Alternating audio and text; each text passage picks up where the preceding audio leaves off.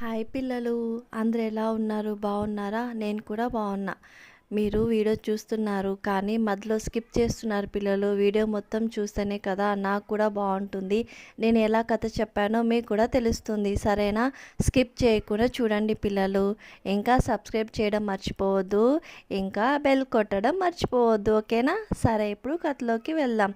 ఒక విలేజ్లో ఒక బుద్ధు అని ఒక అబ్బాయి ఉంటాడంట. ఆ అబ్బాయికి చిన్నప్పుడే అమ్మ నాన్న చనిపోతే ఒక్కడే ఉంటాడు.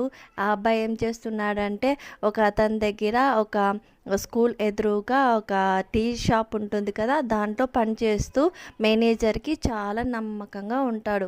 అందరూ చెప్తుంటారు మంచివాడు అని.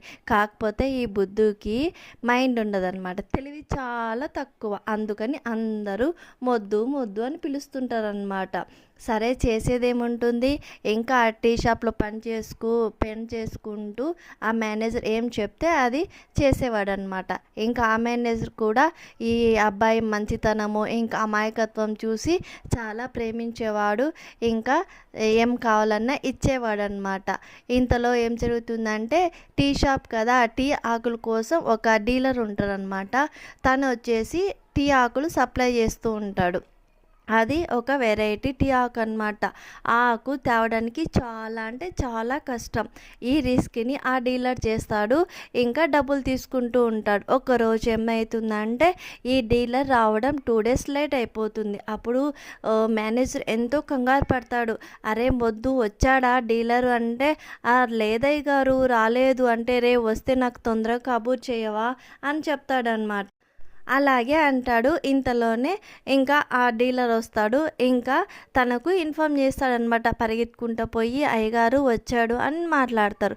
సరే అని తను వచ్చి మాట్లాడతాడు. నాకు ఆకు కావాలి అంటే, అయ్యా మీకు తెలుసు కదా, అది పలానా ఊర్లో ఉంటుంది, అది ఒక మాయాదారి ఉంటుంది, దాంట్లో ఒక మార్గం వచ్చి నదిలో పోవాలి, ఇంకొకటి వచ్చి ఆ అగ్నిగుండం ఉంటుంది, ఇంకొకటి వచ్చి ఆ దారి అంతా మంటలు మండుతూ ఉంటాయి. చూడండి, మీ టీ ఆకు కోసం నేను ఇంత రిస్క్ చేస్తున్నాను, సో నాకు చాలా డబ్బులు అయితే ఇవ్వాల్సి వస్తుంది మీరు అంటే. అయ్యో, నేను చిన్న హోటల్ నడుపుతున్నాను, మీకు తెలుసు కదా ఇది జరుగుతుంది, కానీ నీకే అంత డబ్బులు ఇవ్వాలంటే ఇంకా నా పరిస్థితి ఏంటి, కొంచెం ఆలోచించు అంటే ఆ డీలర్ ఒప్పుకోడు. ఎంత చెప్పినా ఒప్పుకోడు అనమాట.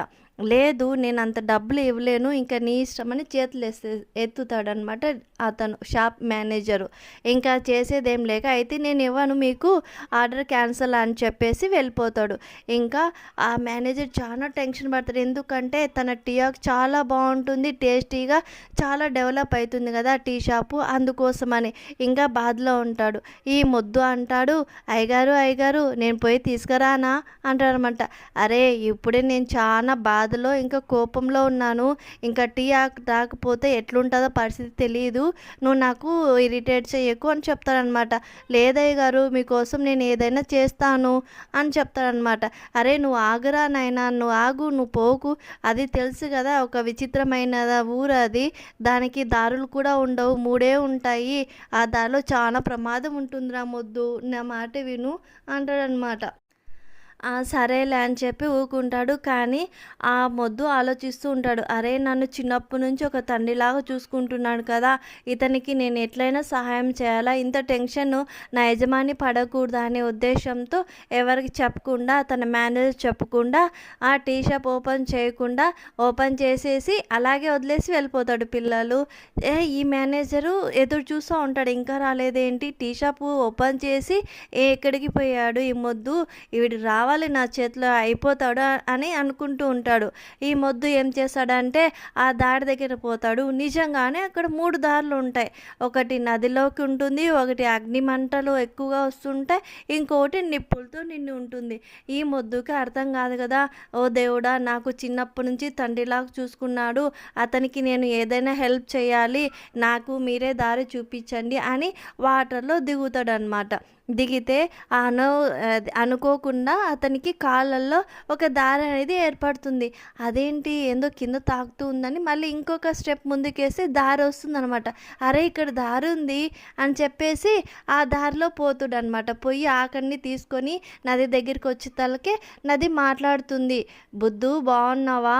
ఈ దారి నీకోసమే నేను ఇలా చేశాను. చానా అమాయకుడివి కదా! రోజూ వస్తావా?" అని అంటాడు. అని నదిలో నుంచి ఒక వాయిస్ వినిపిస్తుంది. అప్పుడు మొద్దు భయపడతాడు. వామ్మో! ఇదేంటి అంటే, "భయపడకు, నీలాంటి అమాయకులంటే నాకు చాలా ఇష్టము. నువ్వు మునిగిపోకూడదనే కదా నీకు దారి ఇచ్చాను.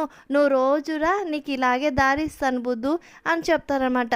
"ఓహ్! అవునా, చాలా థ్యాంక్స్ అండి మీకు మాయాదారి" అని చెప్పి ఇంక తీసుకొని వెళ్ళిపోతాడు.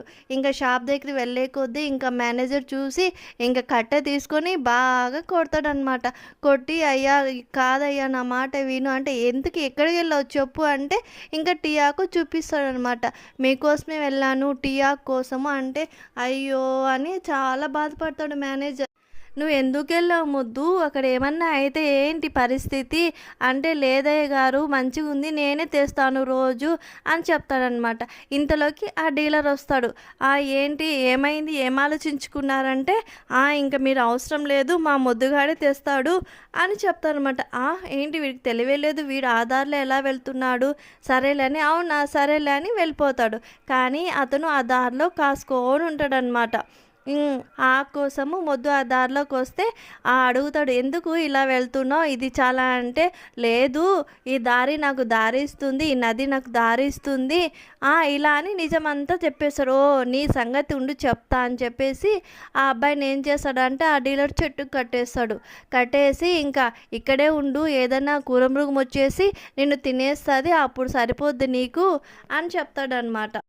"నన్ను వదులు, ప్లీజ్ ప్లీజ్, నన్ను వదిలేయవా, నన్ను వదిలేయవా, మా మేనేజర్ ఎదురు చూస్తూ ఉంటాడు నా కోసం" అని అంటాడు. "లేదు, నువ్వు ఇక్కడే చచ్చిపో, నా బిజినెస్కి నువ్వు అడ్డం వచ్చావు కదా" అని చెప్పి తను నీళ్ళల్లో దిగుతాడు. నీళ్ళల్లో దిగితే ఇంకేముంది, ఆ మాయాదారి 3 దారులు కదా, 3 దారు ఒక దారి అయిపోయి అగ్నిలో అతని కాలుస్తూ నీళ్ళలో ఊపిరాడకుండా చేస్తూ కొద్దిసేపటికి ఆ డీలర్ చనిపోతాడు.